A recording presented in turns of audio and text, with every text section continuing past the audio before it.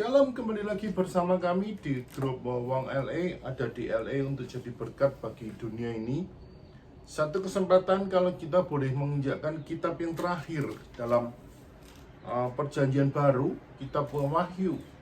Kita boleh belajar sesuatu yang luar biasa di kitab Wahyu ini. Adalah kitab yang sungguh luar biasa menjelang hari kedatangan Tuhan yang ada dalam kitab ini untuk kita bisa menjadi berkat dalam hidupan kita.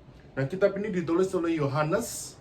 Dia menggambarkan sesuatu tema perjuangan dan penyelesaian tentang perjalanan Tuhan Yesus sampai kedatangan Tuhan Yesus kedua kali yang sudah nyata dalam hidupan kita. Marilah kita tetap semangat, tetap yakin bahwa ketika kita membaca kitabnya Tuhan, kita boleh diberkati dan kita boleh mengalami satu terobosan besar karena kita setia membaca kitab suci. Tetap semangat, nantikan di kitab-kitab berikutnya. Tuhan Yesus memberkati. Wahyu pasal 3. Kepada jemaat di Sardis. Dan tuliskanlah kepada malaikat jemaat di Sardis.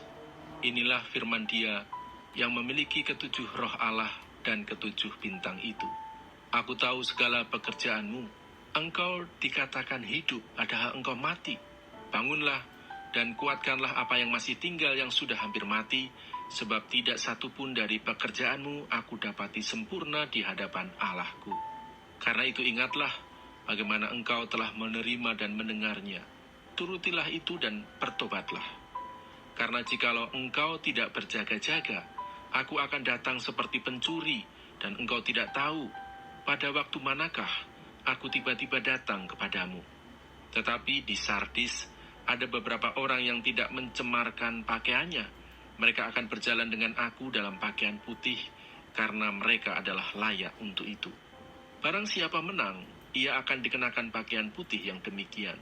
Aku tidak akan menghapus namanya dari kitab kehidupan, melainkan aku akan mengaku namanya di hadapan Bapa-Ku dan di hadapan para malaikatnya.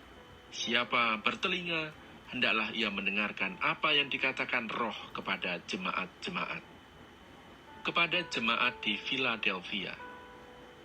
Dan tuliskanlah kepada malaikat jemaat di Philadelphia.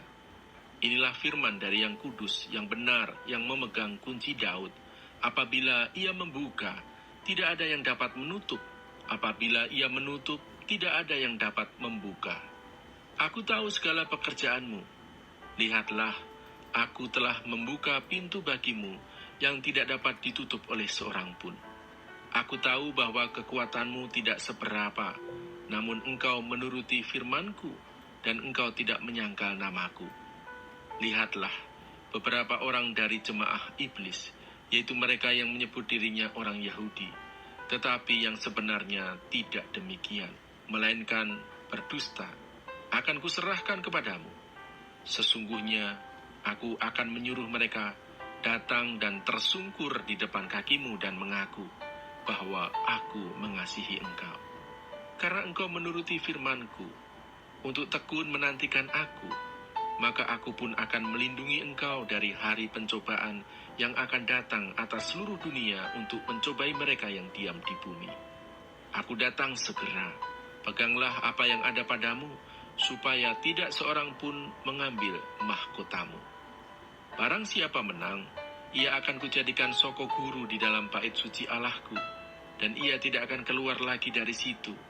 Dan padanya akan kutuliskan nama Allahku, nama kota Allahku, yaitu Yerusalem baru, yang turun dari sorga, dari Allahku, dan namaku yang baru. Siapa bertelinga, hendaklah ia mendengarkan apa yang dikatakan Roh kepada jemaat-jemaat. Kepada jemaat di Laodikia.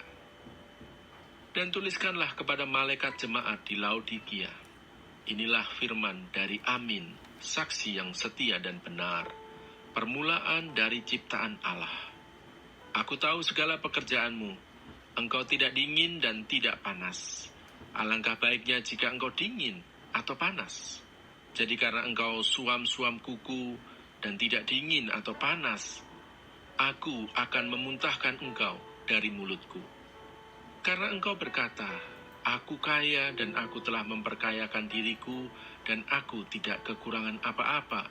Dan karena engkau tidak tahu bahwa engkau melarat dan malang, miskin, buta, dan telanjang, maka aku menasihatkan engkau, supaya engkau membeli daripadaku emas yang telah dimurnikan dalam api, agar engkau menjadi kaya, dan juga pakaian putih, supaya engkau memakainya, agar jangan kelihatan ketelanjanganmu yang memalukan.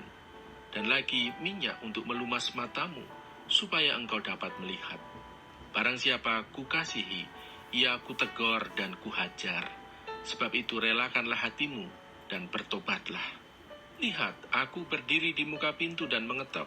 Jikalau ada orang yang mendengar suaraku dan membukakan pintu, aku akan masuk mendapatkannya, dan aku makan bersama-sama dengan dia, dan ia bersama-sama dengan aku. Barang siapa menang, ia akan kududukan bersama-sama dengan aku di atas tahtaku, sebagaimana aku pun telah menang dan duduk bersama-sama dengan Bapakku di atas tahtanya. Siapa bertelinga, hendaklah ia mendengarkan apa yang dikatakan Roh kepada jemaat-jemaat.